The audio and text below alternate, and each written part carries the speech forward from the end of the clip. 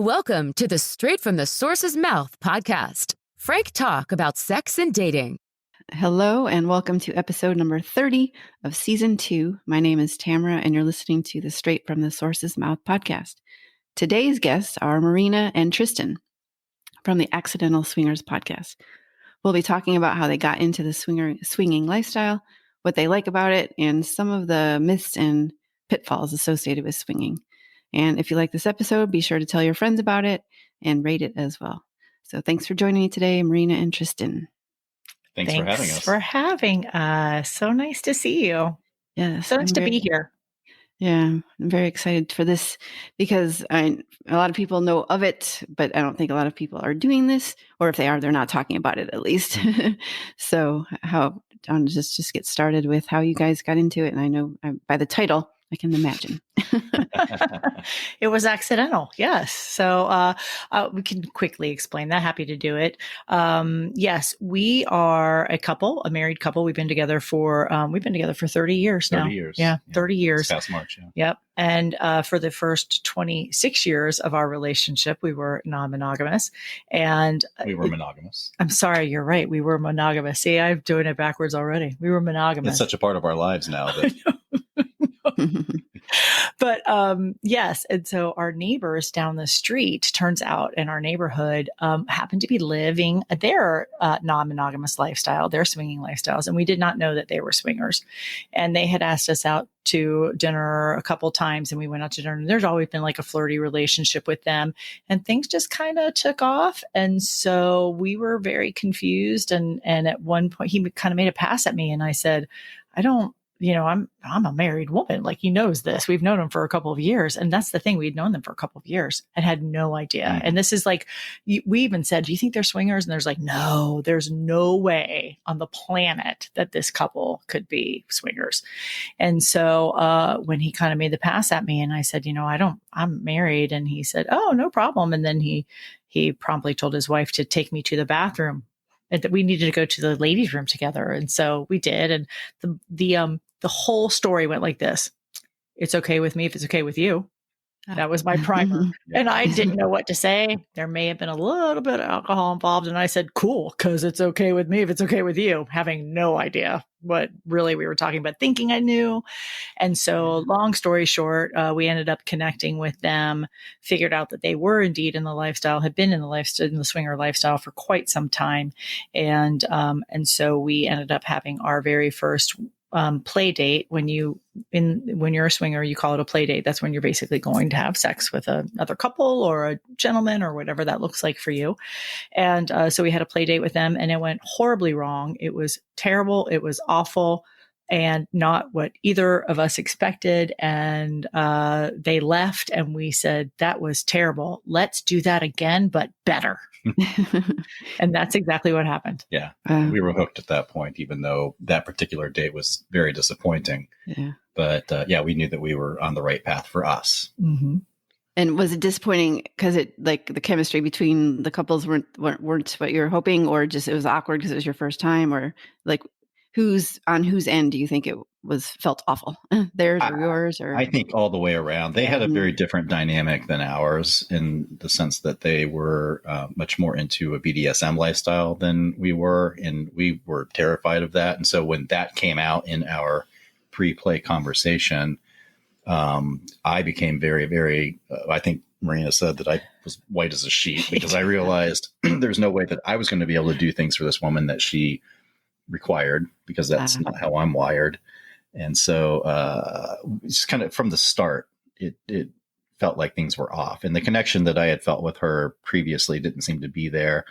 Now, at the end of the day, we did wind up playing, and we offered for them to kind of step aside, and we said, if we're not a good match here, let's just pull the plug on this. And the woman turned to me and said, nope, let's do this. Came over and took my shirt off, and we just started. And so that was our very first introduction into this. And, when we say it went horribly, it was fine. I mean, we had fun, but it just wasn't what we were expecting. It wasn't what we had built up in our minds to be, this awesome connective sex experience that we were hoping for. It just wasn't like that at all. But we realized that, all right, well, this is a deficiency, but we can cure that going forward if we're a little more selective and careful about who we're meeting. And so from that moment on, we realized, we're really into this, but we need to figure out how to do it our way and how to do it right. Yeah. It sounds like finding someone with the right fit or same idea of what it's like. Yeah. Well, I think part of it too, we were so new and we didn't know how to handle it. And I think it was unfortunate that they couldn't walk us through that piece. Yes. I think that if we'd had maybe with a different couple that was maybe more comfortable being with people that were brand new. And they knew that we were new. We told them. So, but it was, I mean, it was fine. It just wasn't what we expected. And we had never been with anybody else in, 26 years. And so it was in our minds, I think, going to be something very different. Yeah. So it took a while to reconcile the reality with the fantasy. With our expectations. Yeah. Well, and what did you guys expect? Like in your minds, what was the ideal that was going to happen? Like, or with any couple really, but like what you would have thought would have happened on the first encounter? So I think at that time, I was expecting to be with her in the way that I'm with Myrina.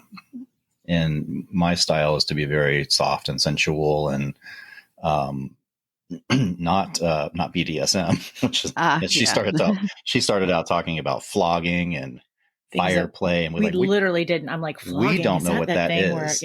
We know a little bit. We know a little bit more. We know more now, but at the time, it was terrifying. And so I was wanting something, and I think Myrina was too, more connective, because we're very much into connection and very much we're very emotional, empathic, and feeling people. And so, and even in these swinger encounters, we are, which I think is a little different. Everybody has their own style. That's our style. Yeah. So you want to talk more about like where you're at now, how you function as a couple with other couples? Like what does it look like? Sure. Well, COVID's kind of been a blocker. Put a damper on a lot of things. Yeah. So actually we are, because of COVID, we are just now literally within the last couple of weeks coming kind of out of our own self-imposed social bubble, we had another couple that we kind of social bubbled with through COVID, our lovers, our dear, they're friends, they're part of our dynamic now, but we're coming out of that and we're starting to go to more events and we're starting to be able to see other people because just from COVID, just being as a safety standpoint. And I have an elderly mother and a sister that is a high risk person. And I'm like, I don't want them to get sick and risking them if I accidentally was sick and didn't even know it, so that took a damper on everything. So where we are now though, 4 years later, we have worked through a huge range of everything that what we thought was going to be the swinger lifestyle for us. We are so far past any expectation of what that was going to look like. And we talk a lot about it. We do have a podcast and our podcast is a little bit different in that we recorded ourselves 4 years ago when we were going on these events and going on these dates and things, because we wanted to be able to go back and listen to ourselves. And then 2 years into it, we thought, we really have some really good information here. Like people can really hear us talking about how scared we were. This is something that nobody else has out there. And when we made mistakes and things like that. So, and our progression, like you're just saying, and the way that we moved through and how our relationship changed.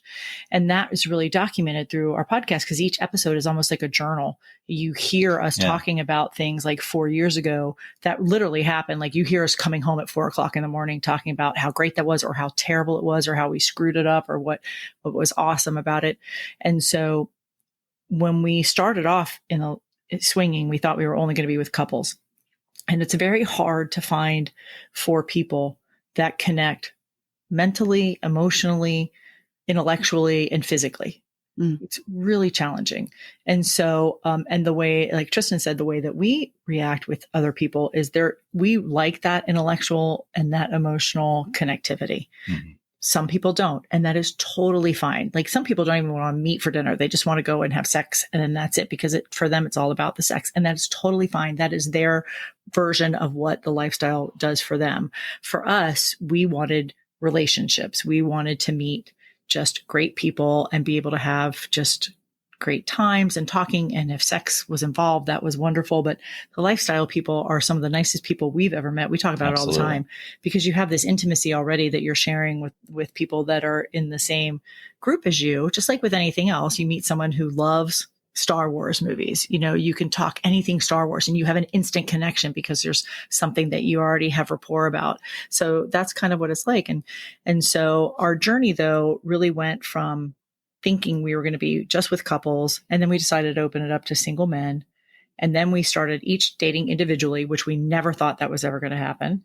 Then we each had a boyfriend and a girlfriend we thought would never happen. Like that was so not anything that was on our radar when we started talking about it. And this is why we wanted to share with people, because we're so average. We are just professional, educated couples with kids that are getting ready to leave the nest. We're in our late 40s, early 50s when this all started. And so it's like, we're kind of like everybody else. And that's why we wanted to share this, because what we thought and what happened were two very, very different things.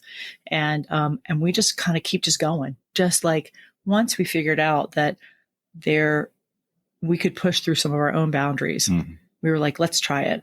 Let's just try it. If you don't like it, then you don't go back and do it. But we talk about it constantly, and we talk about our relationship constantly. And we talk about even coming out of COVID, how this has been different. And so that's where we always talk about, it's made our relationship stronger. We tend to talk about things quicker than we did when you didn't have to, like, these could be landmines, pitfalls. These could be problem areas. And so we don't let those go as long, I think, as we used to. Maybe with more quickly and with fewer filters and less fear. Yeah, I was going to say that, just more honesty, just instead of secretly thinking you want to cheat potentially or do that, you actually just talk about it. And if it works, and if it works for both of you, then you're like, oh, wow. Okay. Yeah. You would not say it for years, and you realize that you would have gladly done it all along. Or Right. Yeah. And so what I just said, we communicate more quickly, more freely, with with fewer filters, and with more authenticity. Well, that's a recipe for excellent communication, and excellent communication is a recipe for intimacy. And, trusting and being vulnerable is a recipe for intimacy, and that intimacy heightens the love that we have for one another. And so this is all the counterintuitive, how can swinging make your relationship better? Well, that's it right there. It's the communication, it's the intimacy, and the trust and vulnerability and authenticity. All of those things wrapped up together have brought us much closer together. And we were already extraordinarily close. I mean, we had, I think you mentioned in your intro, what are some myths of swinging? And one of them is that a lot of people think that we would do this because we're trying to salvage a broken marriage, or that we have a broken marriage, or that we just, don't really like each other anymore, so we want to go out and see other people. None of those things are true for us. In fact, completely the opposite. And so, and further, if those things are true about your relationship, then this is not for you. Right. It's what we do, our lifestyle can enhance a great marriage, or it can destroy a weak marriage. So, you really need to be on solid ground before you do something that's this potentially risky. Yeah. I was going to say, I could see that where, if jealousy and all that kind of stuff comes in. Obviously, if you're secure with each other, there might not be jealousy, or if you can work through it, like you said, and talk through it. But if you're insecure, there still is, and there's always going to be. But the fact that we can talk about it, and we can target and pinpoint what exactly is the uncomfortable emotion. We like to say, and this comes from one of our favorite books called The Ethical Slut, jealousy really is not an emotion in itself. It's just kind of an overarching term that describes, or can be an umbrella for, lots of other uncomfortable emotions. And so whenever we get that twinge of jealousy, our cue is to stop and think and realize, well, what am I uncomfortable about right now? And a lot of times for me, it's fear of missing out. It's fear of loss. It's fear of, well, actually, those are the primary two.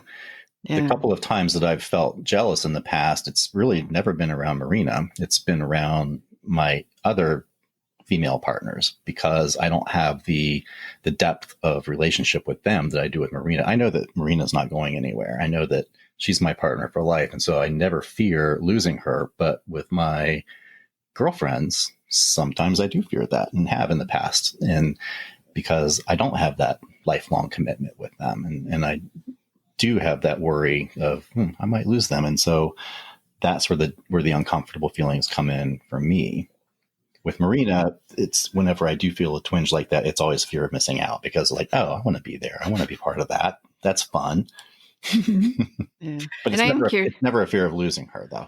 Yeah, I can see that. I am curious. Is it normal, or for you guys, is it common to watch each other, or do you go separately, or how does that work? Or is it like couples together, or because you mentioned girlfriends and boyfriends separately, so I didn't know how all that works.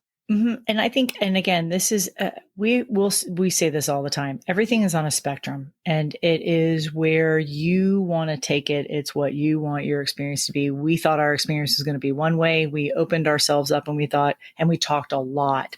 Like, this is really hard, but we really want to try this. Like, do we want to bring single men in? And Tristan was always like, yeah, that was his fantasy, to see me with other men. And I was so worried that was going to just go horribly wrong. And it took a lot to kind of trust that it was going to be okay. And then even after we invited a couple single men to join us, and it went really well. We really enjoyed it. And actually the first single guy that we ever played with is still a friend of ours. And so when that started to happen, it was really amazing that we were able to grow with that. We were able to, like, Tristan really, really loved it, and it was able to feed even more.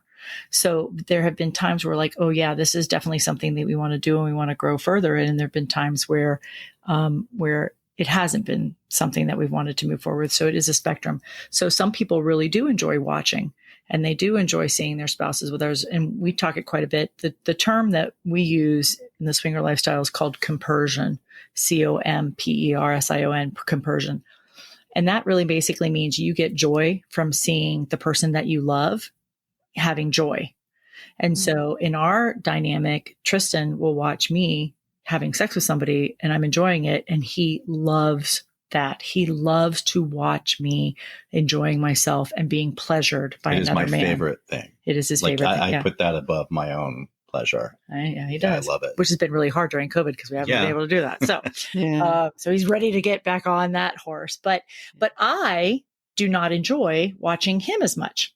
So this has been something that we've really had to work through. And because he doesn't understand, like at first, I think you were kind of more like, but this is great. This is amazing. Everybody should watch everybody else having sex and things. For me, it's not a turn on. It's not part of my fantasy. What I want to know, my compersiveness is my partner, is my husband having a good time? Is he okay? And is he enjoying himself? And is the woman he's with enjoying him? Because that makes him feel amazing. And so that's where I get my compersiveness from. But for me, it's just like, I'll look over if we're all four playing together. So sometimes that same room, sometimes it'll be the same bed. Sometimes it's two, you're in a hotel room with two double beds. You might each be on a different bed. But if we're on the same bed, even on a king size bed, it might be just reaching over and looking at each other and grabbing hands and kind of giving a little wink or a nudge or a little, I gotcha. You're there. I see you kind of, or kiss. Even with the other couple. And it's just like, hey, we're all connecting. And then sometimes it's just more of a distance thing. And then, like you said, we have played separately. So what happens when I go out, which is a very different dynamic, because we never thought would happen, but it wasn't something that started right away. It was a very long progression into it. But sometimes now I'll go out by myself and have a date. And then I come home. And Tristan gets to hear all about it, and he wants to hear all the details. And I can't just skip over them. I can't go, it was great, we had sex. Like, no, that was not part of the deal. The part of the deal is that I get to come home and tell him, like, where did he put his hand? And then what did you do? And how exciting was that? Like, he wants serious detail If I can get pictures and video, that's even better. Yep. But that's part of our dynamic, and not everybody has that. And then some people have even more of a whatever works for them. And that's the beautiful thing about this type of lifestyle. And we tell people all the time that you don't even have to kind of be in this lifestyle. There's so many ways to kind of be a voyeur / exhibitionist, that this is part of just filling your fantasy. Part of what we do, and in our podcast, and the reason we wanted to share this information with people, is to talk about the so many different ways and the so many different variations, and the fact that just because you're a swinger doesn't mean that you have to have sex with everybody you meet, because that's not how it is. It doesn't mean if you're a woman you have to be bisexual, because that's not how it is. All of those myths and things that Hollywood tells us that's going to happen, those things don't happen, surprisingly. What? But we like to educate and say, this is something that's different. And if you have a marriage that you feel like this is something that you could share together, then it is so enhancing. We meet people all the time that are just gotten so much out of changing their relationship dynamic, and whatever that means for them, watching, participating, threesomes. Sometimes it's a unicorn will join. A unicorn is a female, bisexual female, that will join a couple. And so sometimes it's two women and the guy. And so there's just so many different variations of what you can do. There's really something out there for everybody. Yeah, absolutely. I often describe it as a sexual buffet. Yeah. Mm-hmm. And I like food. So, yeah, good analogy. And so, and the reality is what we like changes. And as Myrina says, it is a spectrum. And from week to week, day to day, what we enjoy is very fluid. And so the beauty is that, we can pretty much do anything that we want, try anything that we want. And we support each other in that. And often we're at the buffet together. Not always. Sometimes we're not. But sometimes we're not. Yeah. I have girlfriends. She has boyfriends. And so, and sometimes we all come together, but often we're separate. But even when we're separate, we're still together because we always come together, come back together and reconnect with one another. Yeah. So is it more like dates that in the evening, not like a weekend away or anything like that? Or have you even done stuff like that? When which part? Like if you were to leave or like go on a date, it's usually like an evening date or an overnight date, or have you traveled away with other people or something like that? We've spent weekends away together. Yeah, and spent weekends away with our boyfriends and girlfriends. Mm-hmm. Okay. Yeah. It's been a journey. It has been a journey, and it has been an amazing gift to be able to give to each other, to say, you have this freedom to do this because there's room in your heart to love other people. And I know I'm not the only one. I know I have the majority of that heart. If you're going to do it as a pie-shaped graph, I get about, I'm going to go 90%. Don't tell your girlfriend, but it's true. And so in the sense that, as Tristan said, there's an amazing book, and you talked about like the fact that we like to educate people. The book that we read that really changed everything for both of us, and actually it had been recommended to us, and there's a long story with it, and it's how we met our current couple. Just this commonality of this love of this book called The Ethical Slut. And The Ethical Slut was written in the 70s by these two women. It was more at the time, I think it was kind of more of a how to be successful in a more of a polyamorous dynamic, like how to love more than one person and not feel badly about loving more than one person. And they've revamped it a couple times, and they've really shaped it for the here and the now. So the third edition is great, and they've updated it with LGBTQ stuff and things like that. So it's a very inclusive book. But it really was when I actually listened to it when I was driving on a trip, and I listened to that book, and I called Tristan and I said, that you have no idea, you have to listen to this because it will change. It was the first thing that finally gave me permission to say, because it's called The Ethical Slut, to be someone who wanted to have sex, who got satisfaction out of having sex and having relationships that were very sexual, but not feeling dirty for it, and not feeling like it made me a bad person for it, and feeling like it was okay to love someone else than my husband. And how did that look? And that's a pretty fucking scary thing to think about. But my husband and I listened to the book together, and we talked about it, and we said, what does this mean for you? What does that mean? And we are both so wired the same way as Tristan said, empathetically with our emotions, that to connect to somebody else was pretty clear that that was going to be the way that we were going to end up going. And were we both okay with that? And we were. So that book really helped us through a lot of things. And we refer people back to it a lot.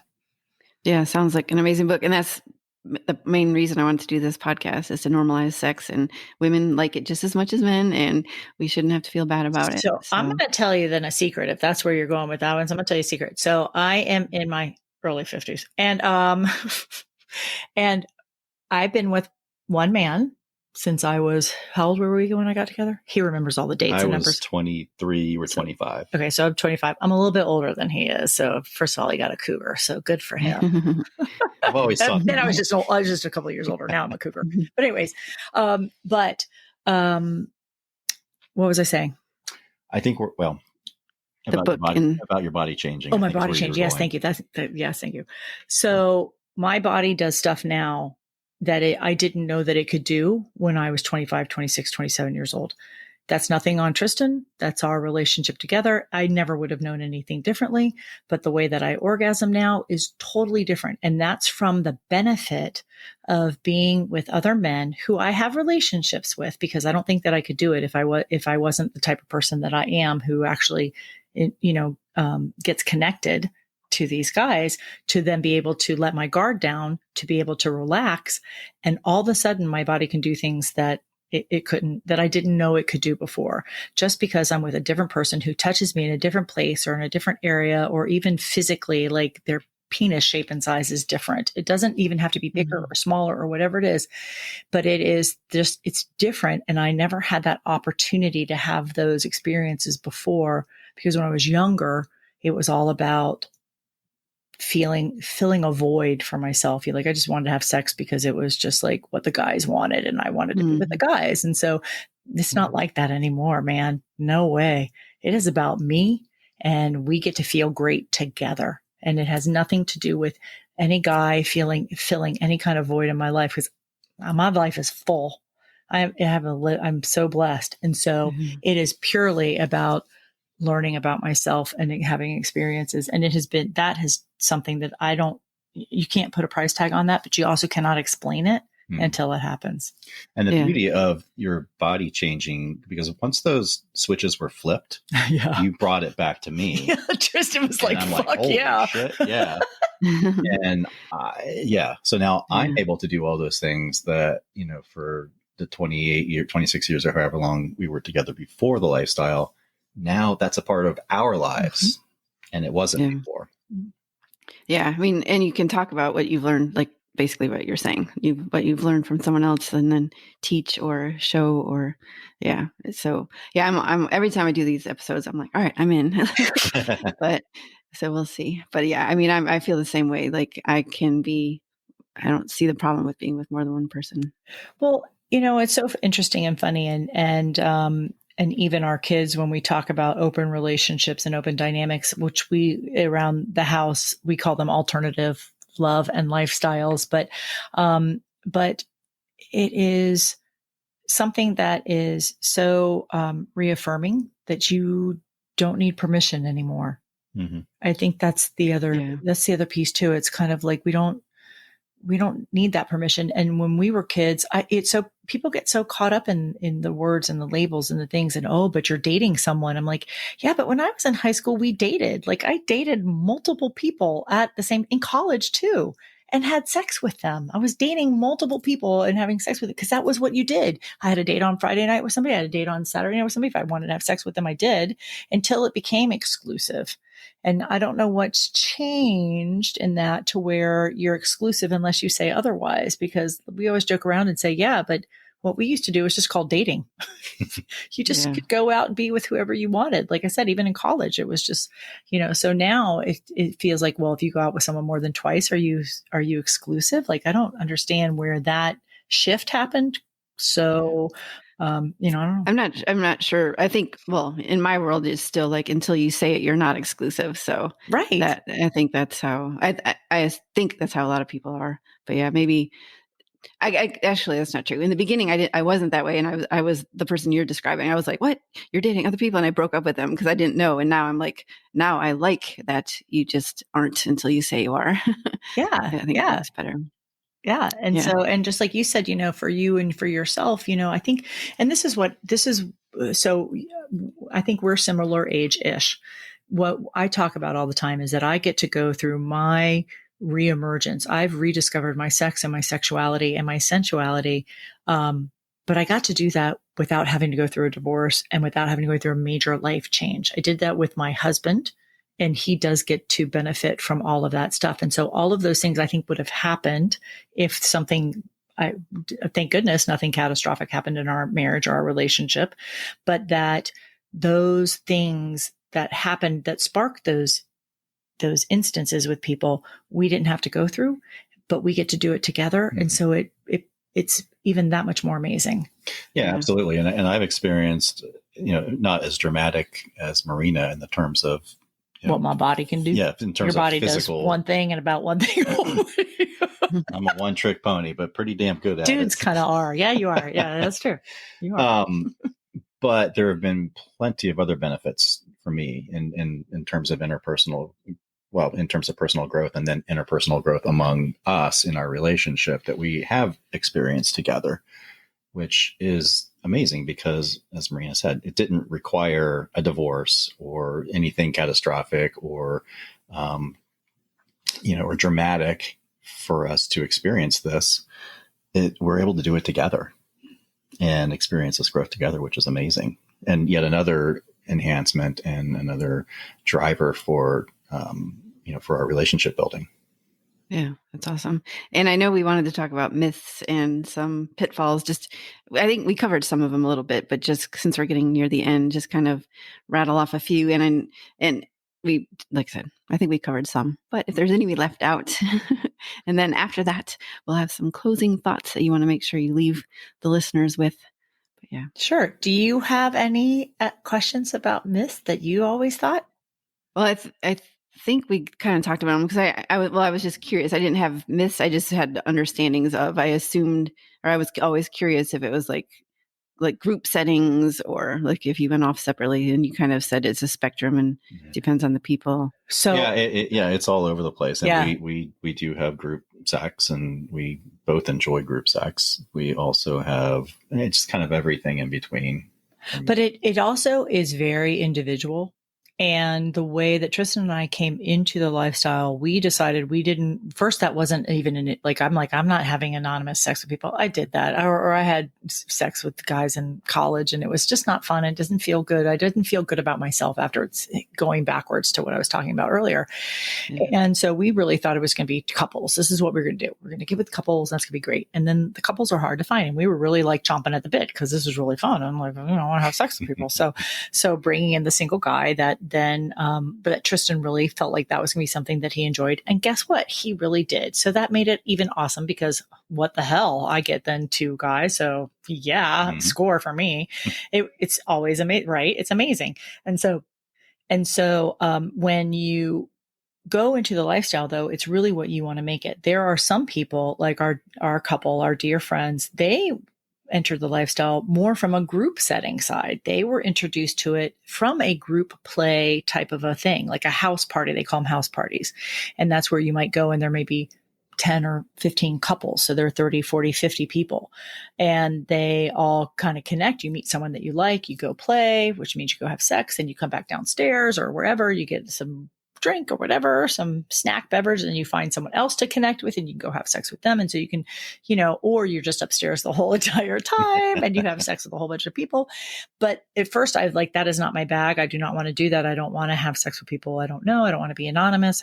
That's not what I am. So those things are all available. There's so many different ways that you can play it out. There are some people that have been in the lifestyle for 10, 15, 20 years.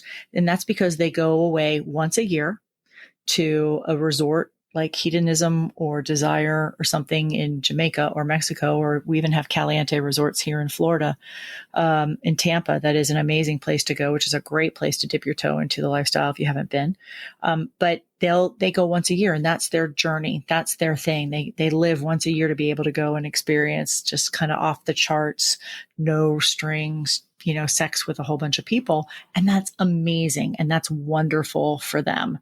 And so it really is kind of what you want out of it. We have people that tell us all the time, well, I don't really want to have relationships with people. And say, well, then don't. Then do the things where things don't happen. Go to the house parties or go to the group places where there are group playrooms, the clubs, and where you just might randomly hook up with a couple and then go have sex and leave. That's totally fine. It's totally fine. Nobody will look twice at you for any type of decision you decide. So it is what you make it. So when you talk about those different things, yes. Have we been in a gangbang? Well, I don't think we really actually called it a gangbang. A gangbang is more, we actually have this conversation a lot. Like, what makes a gangbang? So I think it's different for everybody. But so we have been in group sex. We've been in group rooms where there's been a bunch of people all having sex together, which is an amazing, super fun time because the energy and the excitement in that room, just walking in, is just like, gets you so excited. And then we've also been where it's just, like I said, like 3 people, me and Tristan and one other guy. And so, and everything in between. And at first we didn't think we were ever going to do the everything in between. We thought we were going to stop at the one place, but we decided to try other things, and some things we really liked and some things we're like, don't need to do that again. Don't need to go there again. Just depends. But it's really what you decide to make it. And if you're with a partner that, or you could be single, but if you're with a partner that supports that, it was really made our journey so much better because we were really able to do it together. And it wasn't quite as scary, because when we were scared together, and we would talk about how terrifying this was or whatever it was. And we would get home and we would talk about how great it was or how terrible it was, but we got to do it together, and it really made it, that much nicer. Okay. And then I know for pitfalls, we mentioned jealousy, but you also said that was more from like, more insecure or maybe a weaker couple, that may be more of a factor. Not necessarily. Yeah, no, because, it happens all the time. Yeah. Because we experience it, and we still do from time to time. And I consider us to be an extraordinarily strong couple, but it's more the uncomfortable. It's just uncomfortable feelings, and it can pop up from anything. And it's just the key is to identify where it's popping up from, and to, first of all, process it internally. And a lot of times that'll do it. If I start feeling uncomfortable about something, usually I can address it myself. But if I can't, then I'll go to Myrina and say, you know what, I'm uncomfortable about this, and vice versa. And then we'll talk it out, and it'll be fine. So it's just a matter of identifying and isolating and dealing with uncomfortable emotions, which, guess what, is a great life skill generally. Yeah. Something that I have particularly learned from this lifestyle that is now applicable across my entire existence. Yeah. Professionally, personally. Yeah. Well, and I was going to say that I think before, that is truly something that has gotten better, because of before you have a negative reaction to something that your husband or your wife does, and you either bury it or it turns into a fight, or who knows what it is. And I think one of the skills that, and we talk about it often, that we both have gained is being able to do a little bit of your own self-introspection before blasting your partner about what's wrong. So like if Tristan does something that ticks me off, now I stop and think, wait, was that him ticking me off, or was it me reacting to something that he did? And if it did, is it my issue or is it his issue? And if it's something because, no, we talked about this and I need to make sure I tell him, yeah, that was the thing I told you I asked not to do again. Or was it really just me? And then sometimes I don't even, like he said, we don't have to talk about it. Or I might say, hey, I just need to let you know that made me a little uncomfortable and I'm not really sure why, but maybe we'll talk about it next time. Or I'd like to not do this. Or how can we create a safer space to do whatever that is, to have that experience? Or sometimes it's, with him, it's, he wants to know every detail of everything that I ever do. I don't want to know any details with him. And it's more, eventually I get more comfortable and then I'll say, well, so tell me how it was, tell me what you guys did. But originally it's just like, I don't want to know anything. So, but the difference is we totally respect each other's position with that. And I think allow each other to sit with whatever it is that we need to sit with to be able to get to where we need to be. And sometimes it'll be a couple days or whatever. And then you're like, we were able to work through it ourselves. And you don't really even need to bring it up because it was such a self-growth moment. And then other times it's like, sit with it and say, okay, now I need to talk to you about it. So I think what we've gotten better is that reactive knee jerk, you're a jerk because you did X, Y, Z, but it may not even have been his fault. He may not have known. Maybe I didn't communicate it well enough. Maybe it's so those are the kinds of things that you can't understand until you're in this. And the way for us that it's worked out has been that's what's grown. That's what's helped our marriage get better. Yeah, absolutely. And we're still not great at it. We're still not great at it, people. We still suck at it sometimes. We're like, oh yeah. That's because we're people. We're human. Yeah. We're human. Yeah, what do you know? We're authentic. Yeah. Yeah. And actually, I think that's a really good place to end it. Like I think you kind of covered like what the main point was. And yeah, you're human, you make mistakes, but see if it's for you, try it. And if it's not, say it's not. If it is, keep going, or just figure it out for yourselves. So the other thing I will tell folks, if you have listeners that are actually interested in trying this, by all means, you're more than welcome to listen to our podcast. Our podcast actually talks a little bit more to the beginner side of it because ours is chronicling our journey. It's like a journal. You're hearing us talk about each step along the way. But there are so many amazing podcasts out there. And that if we're not your cup of tea, there is somebody who is doing this. Yeah. Right. If we're not your age group, we're not your dynamic, we're not your demographic, whatever, that's totally fine. Our message to everybody is if this sounds like something that you'd be interested in, there are so many people that I feel like they've been pushed into a box of monogamy because what society says. And all we try to say is there are other people practicing alternative love and lifestyles, and they are endless. And there is someone doing what you think you want to try. Find those people and listen to them, listen to the podcast, read their books, whatever those resources are, and then talk to your partner about it. And we even have an episode that we don't do a lot of interviews on this particular podcast, but we did interview Justin Laymiller, who has a book that's called Sex and Psychology. That's his podcast. Oh, the book is called Tell Me What You Want. Oh, Tell Me What You Want. That's right. Oh, he's really good. You should listen to him too. But Tell Me What You Want is the 12, book. I believe, of our podcast. Mm-hmm. I think it's episode 12 of our podcast. Yes, 11 or 12. And we talked to him about how do you talk to your partner about these fantasies? Because when Tristan and I first started talking about going into the lifestyle, it was a fantasy. It was like, but how do you tell someone that you've been with for 25 years that, remember where I told you, never ever spank my ass. Don't ever do that. Don't ever touch me in a way that is harsh or mean or demeaning or that I can mistake. And then how do I go back 25 years and later and go, but a little smack in my ass may not be so bad, like spice things up a little bit. How do you do that safely?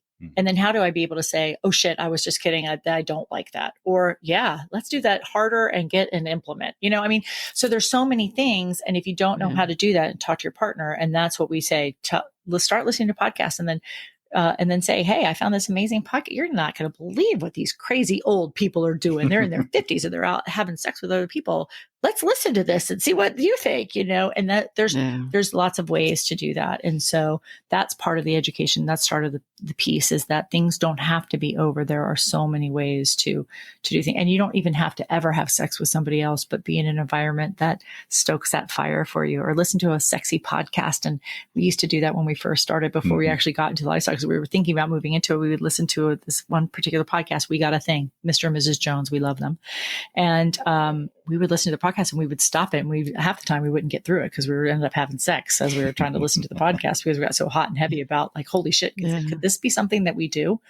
So there's so many other opportunities and ways for people to find that stuff out. There are resources out there for you, no matter what you want to do. And I know you've had other folks on your podcast that talk about so many different things in their lifestyles, a kink lifestyle, a BDSM lifestyle, all of those things. Don't be afraid to explore that stuff. I think that's what we're trying to, that's the point. If that's what you want to do, that's our biggest thing, is to be able to say, there are ways to find out if that's something that you really think will work for you.